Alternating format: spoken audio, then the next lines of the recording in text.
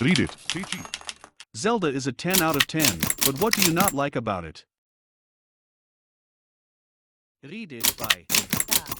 No game can ever be everything to everyone. No matter how great it is, there will always be something that someone doesn't like. So what is it about Breath of the Wild that you don't like? What do you think does more to bring the game down than it does to build it up? Read it by. For me, it's weapon breakage. I hate breaking weapons, no matter what game it is. I detest not being able to keep a weapon I like. I'm one of those people that always ends a game with my Master Ball unused, or my ultimate one-shot kill spell that you only get one of. Uncast, because I hate the idea of using up a limited resource. I greatly dislike how Breath of the Wild basically encourages me not to use its default combat system at all in favor of bombs, terrain damage, etc. that doesn't break on me. I'm 100% certain that I will find some absolutely incredible weapon in the game with the highest attack power ever. And I will beat the game without ever using it, while I sit around and wait on the Master Sword to recharge. To me, that isn't encouraging me to use other mechanics. It's actively punishing me for using the main one, and so far, that has been an underlying rub for me my entire playthrough. Larger dungeons and more enemy types would be my biggest wish. Physically, I thought they were big enough. I think they needed more puzzles so they would take longer. I thought they also needed more variety from each other. They were so similar, once you did them all, it's hard to differentiate them from the others. I remember exploring temples and dungeons in Ocarina of Time and Wind Waker, and they all felt so unique, and it felt like I was exploring a completely new area each time I entered one. It didn't feel like that on Breath of the Wild. It felt too plain. Just watch. Next Zelda will go back to the old formula and be heralded as the definitive Zelda experience. A combination of Breath of the Wild with old Zelda aspects, like the vastly different dungeons, and cool items like the hook shot, would probably actually be the best Zelda experience. I'm down for this. I've been wondering what the hell they'll do from here, now that Breath of the Wild is a thing, and has tossed aside a lot of the traditional Zelda formula. And I would like this combination. I wonder if they'll do more with the Breath of the Wild engine than just DLC. I wouldn't be surprised if the Switch saw one more Zelda release during its lifetime. The console sells very well, and after Breath of the Wild, another Zelda title would be a must-buy, even just to see how it holds up compared to Breath of the Wild. Note that I only got a Switch recently and I'm still early on in the game. One divine beast down. I seem to have the opposite problem that everyone else seems to have with breakable weapons. Every time I find a new weapon that I want, I end up staring at the inventory screen for 60 seconds trying to decide what I want to drop. So, whenever one of my weapons break, I end up feeling mildly relieved because it means the next time I find a weapon I want, I can just pick it up. When first playing through the game and discovering that weapons could break, I was skeptical. But after playing a little more, and thinking about the mechanic for more than 2 seconds, I grew to love it. It might be one of my favorite parts of the game. It forces you to explore and fight enemies where you might otherwise just avoid them. It teaches you to plan your attacks and use the terrain to your advantage, rather than lean on the old reliable method of sprinting towards groups of enemies and just violently flailing the Master Sword. Stealth actually feels rewarding. Combat gets easier the more patient and observant you're willing to be. I actually find myself picking and choosing my battles based on the quantity and quality of the weapons that I'm carrying. I'm constantly dying, constantly running out of weapons, constantly running out of arrows, unlike any other Zelda game. On its own, weapon degradation is a cheap way to introduce difficulty. But, contextualized within the larger theme of the game's exploration, it is a stroke of genius. People's problems with this game just feel like a long list of the things I love about it. I understand what people's complaints are, but I just can't relate. Breath of the Wild has such a radically different set of priorities from any other Legend of Zelda game. I seriously think that is what threw people off. It depends. So far, I've found myself avoiding enemy encounters if they have weapons weaker than the ones on me, because I don't want to waste my good weapons and get poorer ones to replace them. On the flip side, I've thrown myself at enemy camps way higher level than I am, suffering game over after game over, because I really wanted their weapons. It's such a satisfying feeling to finally succeed, and get to replace half my inventory with cool gear. Mechanically, I hate how if you get a new weapon, it says you're out of space, without instantly allowing you to choose something to discard right then and there. I want to pet the dogs. Also, on that note, I want to be able to tame wolves, so I could walk into town with them loyal to me, like Wolf Link or the horses, but with 12 or so wolves. A wolf pack, operating like Wolf Link.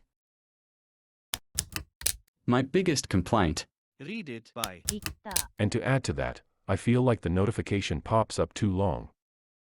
I'll open a chest, and it'll say, your inventory is full, and I'll have to just rapidly press A, waiting until it finally goes away. I know it's like less than a second, but it gets annoying over time.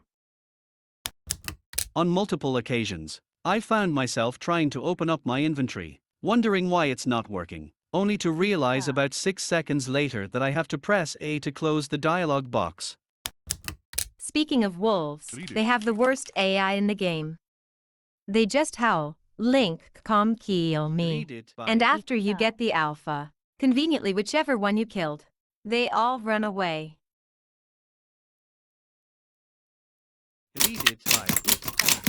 These are only little details.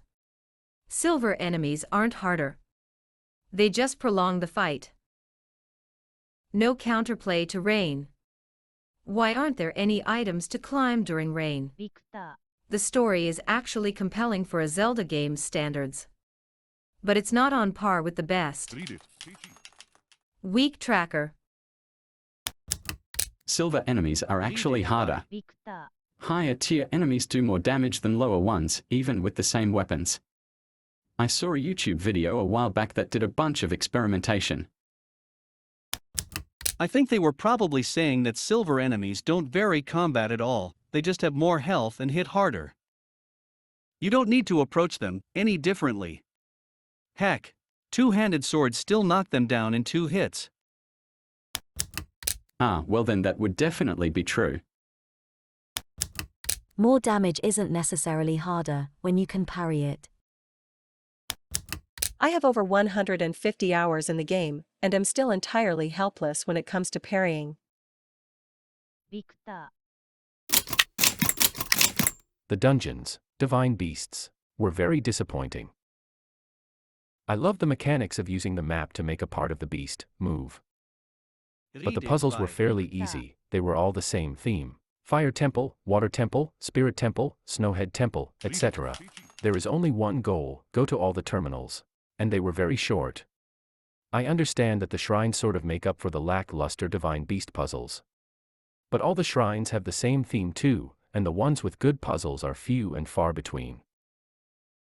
I like the old 3D dungeons a lot better.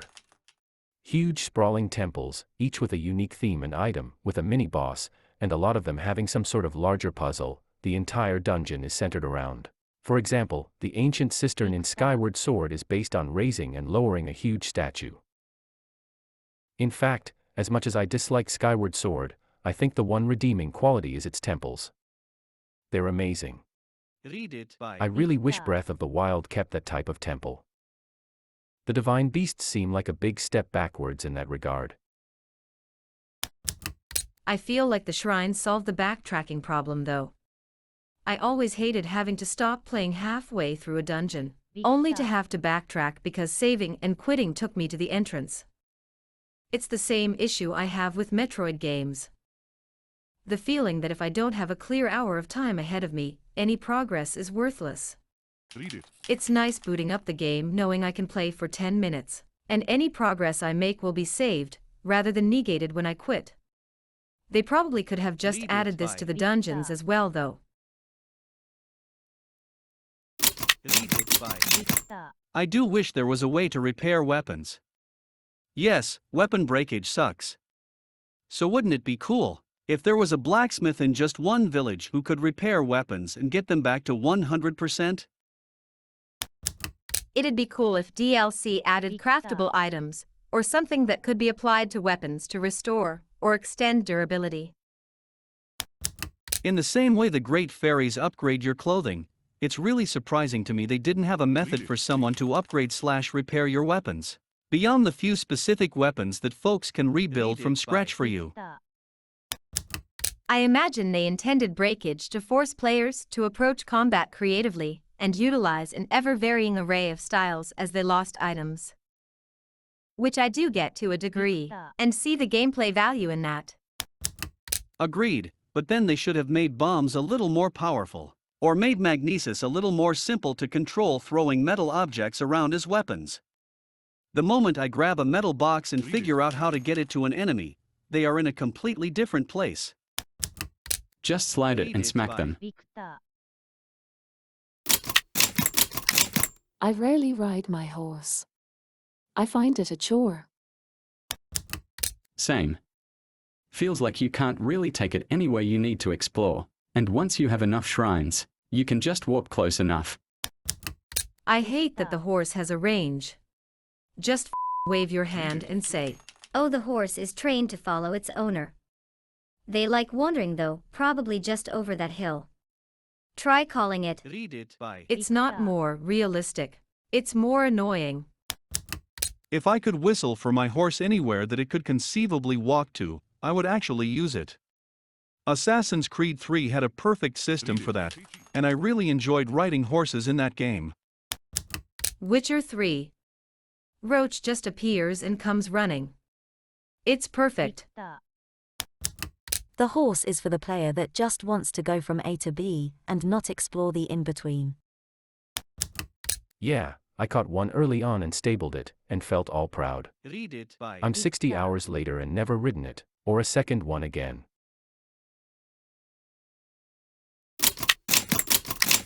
The rain. The f***ing rain. I like that it's part of the game, but it would be nice if it happened a little less often. I wouldn't mind the rain if it didn't hinder progress like it f***ing does. Climbing up a mountain. Welp. Now you gotta either waste stamina like an idiot and perhaps even fall off, or wait a couple of minutes doing nothing. F***ing hate the rain. It would be nice if there was maybe an ingredient that adds the ability to climb in the rain. Grip shroom, or something.